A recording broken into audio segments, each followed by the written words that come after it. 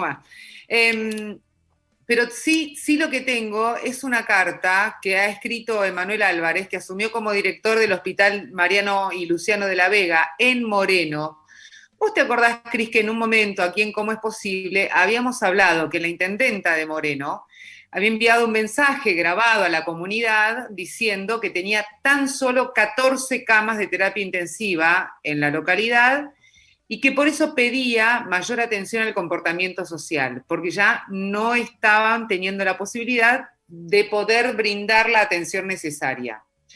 Lo cierto es que Manuel Álvarez estuvo realizando distintas eh, actividades para poder llamar la atención, tanto del presidente, del gobernador, o sea, de los que manejan en este caso la política de la Argentina, pero además la pandemia.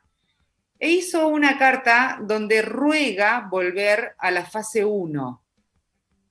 Y me llamó mucho la atención en este caso una de los, o cómo comienza la carta, que dice que es grito porque no se oye la voz de la mayoría, es desesperado porque no hay calma donde reina la muerte, es desde el conurbano porque trabajo en Moreno, tierra africanizada desde donde la comunidad y el equipo de salud es un ejemplo de lucha contra el COVID, que no es solo mío, es el grito de los que estamos en la trinchera del hospital público o la clínica de este u otro lado de la General Paz, de todos los que perdimos seres queridos, rezamos por un hermano o una madre enferma, de todos los que tenemos el contagio. Así comienza la carta, que realmente es tremenda, donde cuenta además también que le habló al presidente, le escribió de hecho al presidente pensando que por ahí lo iba a leer o le iba a contestar, pero que como no es ingenuo, obviamente, entonces decidió ampliar este grito a los diferentes sectores.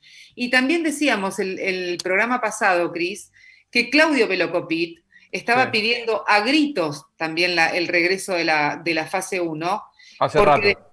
exacto, exacto, porque ya no hay forma de contener la situación, ya no hay camas, lo escuchábamos recién, Eduardo, por el tema en el caso de Galeno, no hay camas, no hay respiradores, no hay gente que los atienda, y en hospitales como en Temperley están atendiendo ya en los pasillos, Ujú, improvisaron camas en los pasillos. ujú. Sí, y sobre todo es algo que me parece y nosotros lo veníamos marcando, y no somos especialistas en el tema, que se veía venir, ¿no? Que se veía venir por el comportamiento social, por lo que se permitía un descontrol. De hecho, los boliches seguían funcionando, nosotros lo estábamos diciendo, la gente al aire libre se seguía juntando, en las casas se seguían festejando eventos, fiestas clandestinas, en donde por ahí la policía tomaba conocimiento pero no se hacía nada. Entonces todo esto se veía venir. Haciendo, como decíamos en un momento, ¿no? Haciendo respetar lo que estaba, no hubiésemos quizás llegado a este punto de una ocupación que ronda el 100% en muchos lugares. Totalmente de acuerdo. Y vos sabés que da un dato, en este caso, Emanuel Álvarez, da un dato que es importante, para que quede claro, para que no quede en la boca tuya o mía, Cris, Uh sino en -huh. la boca de un médico, director de un hospital. Dice, Argentina está entre los países con una campaña de vacunación permanente en medio de una disputa global. Aún así, a pesar de este mérito innegable y con el 60% de la población con al menos una dosis, el colapso es imparable. La nueva ola es mucho más contagiosa y mucho más letal, y habla de las cepas de Manaos y Británica en el AMBA. Y dice, es un hecho y está demostrado estadísticamente que la cepa brasileña, por ejemplo, ha matado en su región, y este dato es tremendo, en 3 meses lo que en un año. Es enorme. Si uno toma conciencia de lo que dice realmente el tiempo, en 3 meses, lo que mata en un En un año. año. Exactamente. Impresionante. Y esto es lo que más preocupa. Por eso es necesario trabar o prohibir, que por ahí suena dura la palabra, pero en realidad es la que corresponde, porque ya directamente somos hijos del rigor, prohibir la circulación en todo tipo en todo el territorio, porque está claro que las cepas se infiltran, así de simple. Totalmente. Bueno, y rever también el tema de quiénes son esenciales y quiénes no, porque hoy la gran mayoría de los que viajan en transporte público, estamos viendo el transporte público colapsado, y la gran mayoría de los que viajan en transporte público tienen el permiso correspondiente. Sí.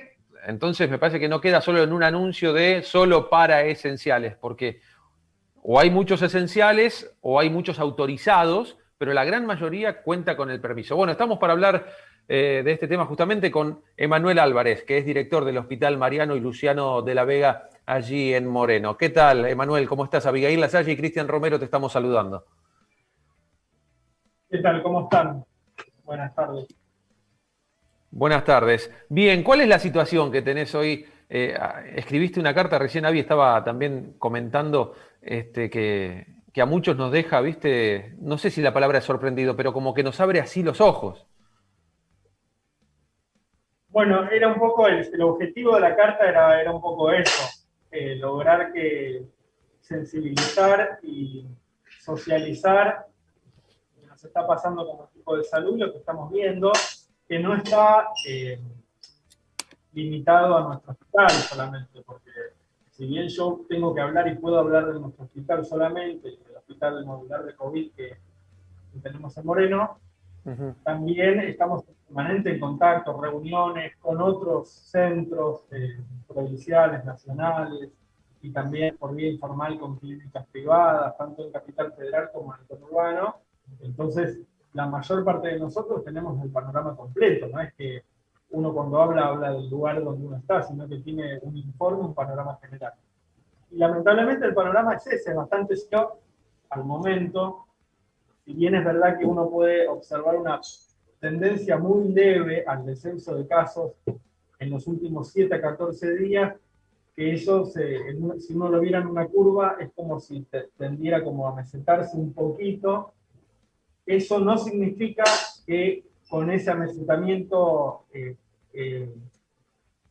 parcial, significa que vayan a reducirse la ocupación de camas y la posibilidad de un colapso sanitario, que es la ocupación del 100% de las camas, tanto de terapia como de cuidados mínimos. Así que la situación es grave y tratamos de sintetizar lo que estamos sintiendo, pensando desde el punto de vista científico y también desde el punto de vista humano, de decirle a la sociedad lo que nos espera, que no es particular de la Argentina, ni de la Ciudad de Buenos Aires, ni de la provincia, sino que es un proceso que ya se vivió más de 2 o 3 veces y hasta 4 veces en muchos países desarrollados del mundo.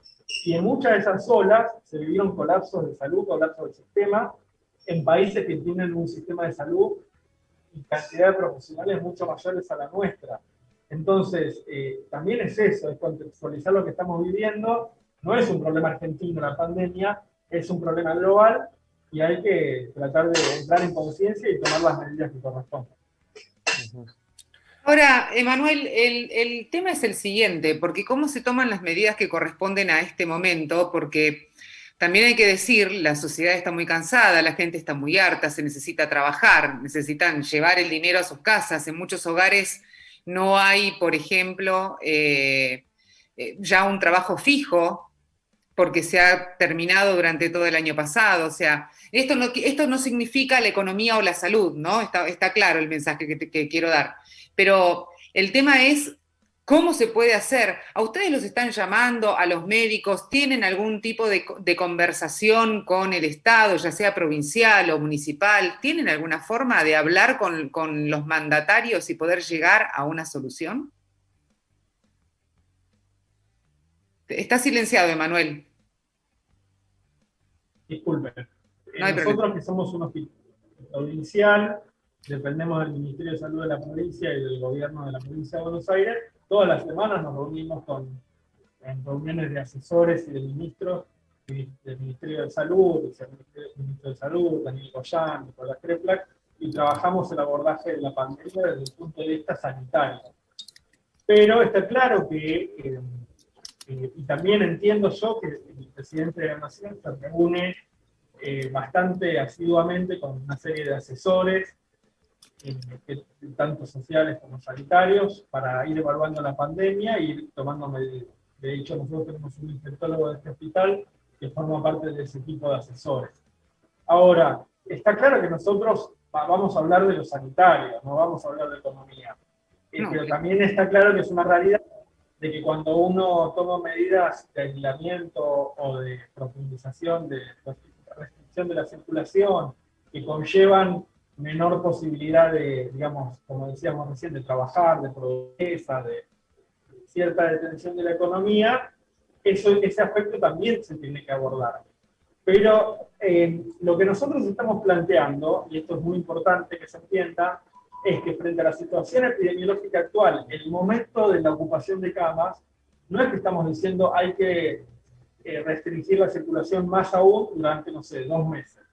No estamos diciendo eso. Estamos diciendo que es importante entender que la única herramienta científica, porque se demostró científicamente en muchos países, que reduce la cantidad de contagios y por lo tanto los casos graves que requieren internación, es cuando disminuye la circulación de personas con medidas globales sanitarias de restricción, que uno le puede llamar fase 1, o le puede llamar fase 2, o puede ser combinado, pero todo lo que tenga que ver con disminuir el aglomerado de personas en un mismo lugar, disminuir la circulación de las personas en todo sentido, va a mejorar el panorama de la pandemia en Argentina. Y eso no es necesariamente ser prolongado, eso puede ser durante 15 días, durante 21 días, y generar el mayor impacto posible para que se produzca el amesetamiento de la ola y además el descenso de casos. Insisto con esto, no estamos planteando, creo que nadie dijo eso, una especie de fase 1, fase 0, incluso como la que se hizo el año pasado, que tenía otro objetivo. El año pasado, como estábamos frente a una pandemia absolutamente nueva en la Argentina, y veníamos de un déficit muy importante también del sistema de salud, yo creo que la fase 0, la fase 1, la fase 2, que se fue prolongando en el tiempo, evitó el colapso, pero también nos permitió invertir en camas hospitalarias, en salud, fortalecer el sistema, que se hizo, que no es que no se hizo, pero la gente tiene que entender que ya la segunda ola, aún así, nos alcanzó todo ese nivel de inversión que se tuvo y tiene otro objetivo. Hay un gráfico, que yo no lo tengo acá para mostrárselo, pero no sé si lo vieron, de la ocupación de camas desde el año pasado hasta este año. La cantidad de camas disponibles que tanto el sector privado como el sector público aumentaron fue exponencial, fue muchísimo. Pero aún así, fue el colapso de la primera ola. Pero aún así, cuando evolucionó la pandemia y pasaron los meses, esa ocupación de camas nunca volvió a descender a la foja cero, digamos. Claro. Y no volvió a descender a foja cero, ¿por qué? Porque tuvimos mucha ocupación de todo tipo de patologías, accidentes de tránsito, y toda una serie de cosas que estamos atendiendo, que son consecuencias de la vida normal, digamos, de las personas. Y ahora nuevamente, como no volvemos a foja cero, vuelve a crecer en la segunda ola, y va a ser muy difícil poder evitar ese colapso. Insisto, vuelvo a repetir, no es un colapso que si se da en la Argentina va a ser solo darse en la Argentina. Se dio en varios lugares del mundo, en los países más desarrollados. No, pero ¿no te parece que también somos un poco responsables si se genera ese colapso? Digo, como sociedad, ante el comportamiento que uno puede observar constantemente en la calle, en la vía pública, los domingos, no sé si vos vivís en Moreno, pero bueno, yo vivo en el conurbano también, la gente se junta, yo vivo en el partido Morón, la gente se junta como si nada a jugar un partido de fútbol. Yo vivo cerca de un lugar recreativo, el domingo pasado explotaba de partidos de fútbol y la gente que estaba en las gradas, y no se puede.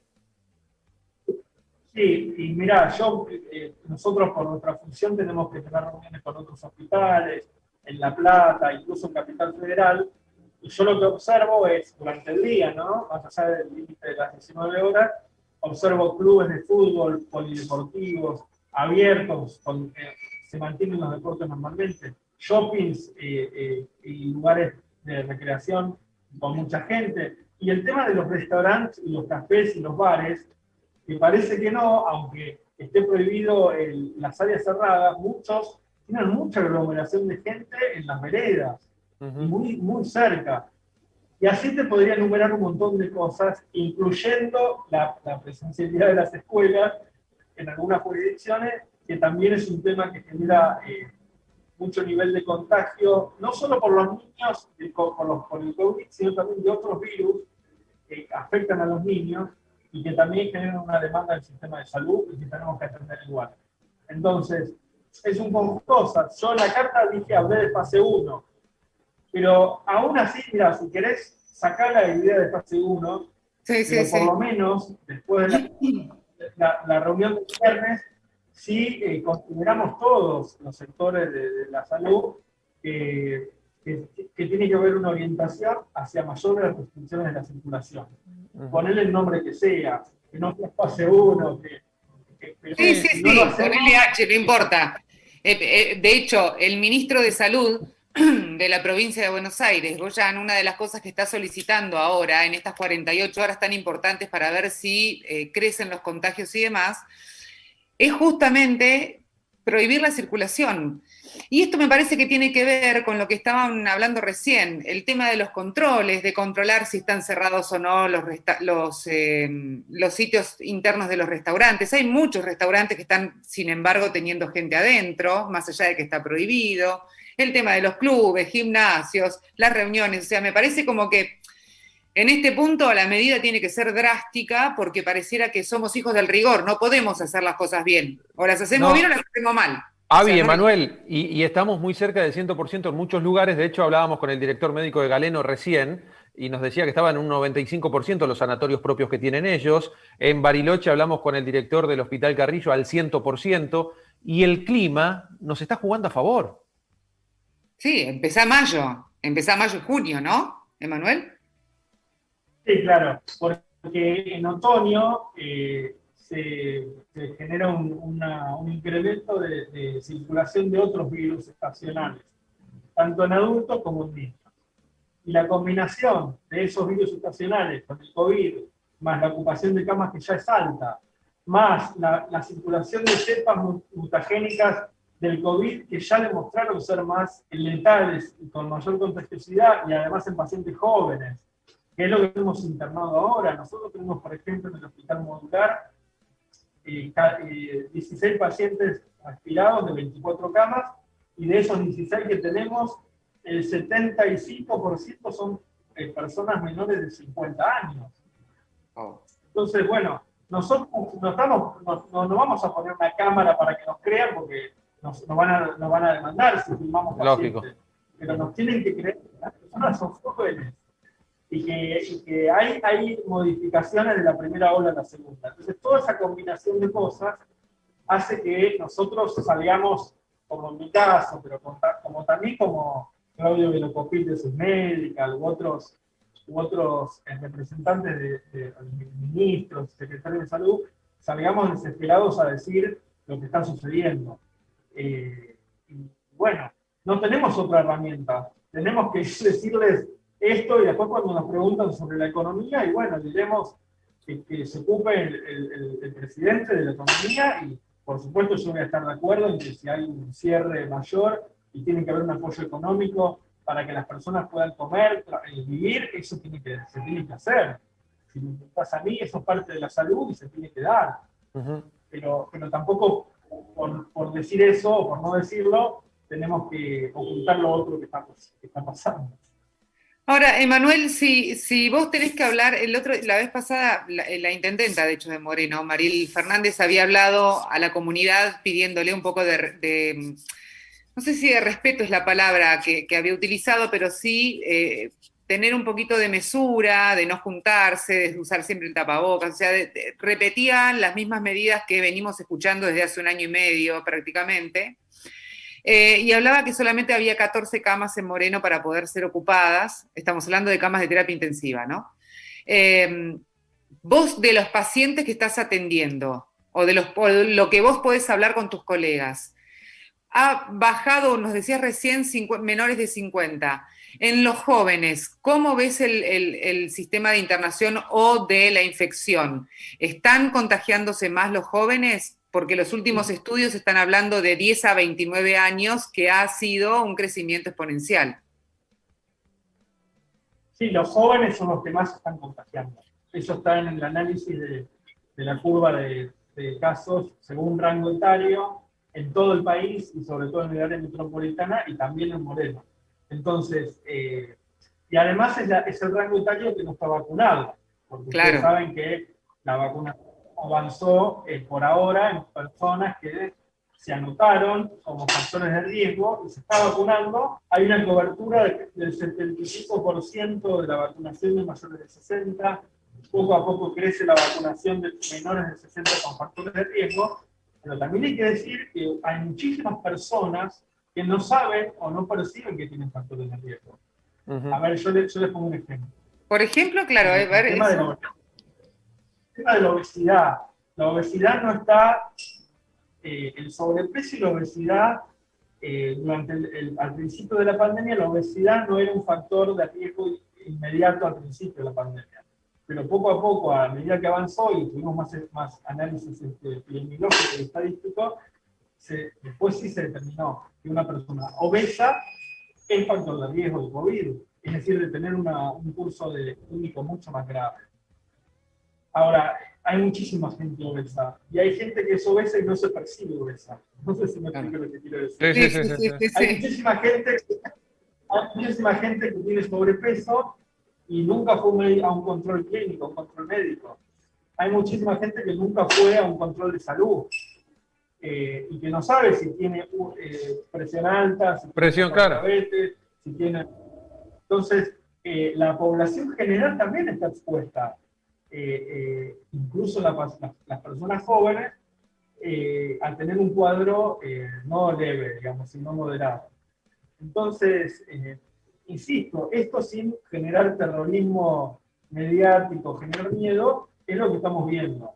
Entonces, amerita que nos cuidemos mucho más, incluso los jóvenes, no solo porque pueden contagiar a gente con factores de riesgo, sino también por ellos mismos. A ver, vos querés preguntarme un ejemplo puntual, y bueno, tenemos una mujer de 28 años respirada en el hospital modular. O sea, se dan esos casos, no es que no existen.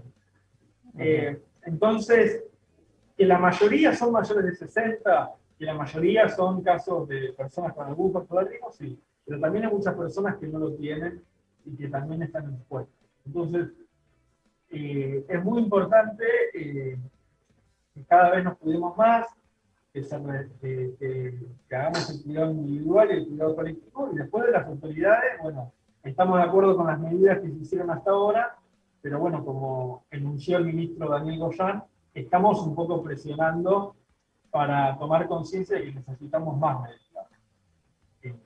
Y la verdad que... Sí, te escucho, los escucho. Iba a dar datos de la vacunación en la provincia de Buenos Aires, porque de hecho el Ministerio de Salud lo informó hoy al mediodía, que, por ejemplo, ya lleva vacunada la provincia el 94,72% del personal de salud, el 85,26% de las personas de 60 a 69 años con comorbilidades, el 86,80% de personas mayores de 70 años. Personal docente, casi el 50,10% ya estaría vacunada, y están, por supuesto, adelantando el personal de seguridad. Hablamos de 2 millones, más de 2.600.000 vacunas, personas vacunadas en la provincia de Buenos Aires. Pero aún eso no quiere decir que no se cuiden. No. Y además, no, porque de todo ese porcentaje total de vacunados, según qué vacunas se hayan aplicado, tienen distintos tipos de porcentaje de efectividad, digamos, para generar anticuerpos. En el Sputnik inicialmente era un 91%, y ahora hay estudios que marcan incluso que tienen una porcentaje de efectividad del 98%, es decir, que en el 98% de los casos generan anticuerpos suficientes como para evitar el contagio o disminuir los síntomas, ¿no? Claro. Es muchísimo. Ahora, una pequeña proporción se puede contagiar igual. De hecho, nosotros en el hospital, que tenemos alrededor de 1.250 personas como parte del personal, tenemos 5 o 6 personas que se contagiaron a pesar creo que eran 6 personas puntualmente, que se contagiaron a pesar de estar vacunadas. La mayoría con segunda dosis y otra con primera dosis. Pero en ningún caso ese cuadro fue moderado, o sea, fueron cuadros leves o casi asintomáticos. Ahora, lo que estamos viendo, que aún así, a pesar de la vacunación, y se vio en otros países, que estamos viendo, es que los pacientes menores de 60, con factores de riesgo y algunos sin factores de riesgo, son los que están haciendo cuadros graves. Muchas personas mayores de 60 vacunadas no están haciendo ningún cuadro, no son esos pacientes los que tenemos ahora. Entonces, eso es lo preocupante. Tal cual. Emanuel, muchísimas gracias por tu tiempo y bueno, por contarnos cómo está la situación, ¿eh?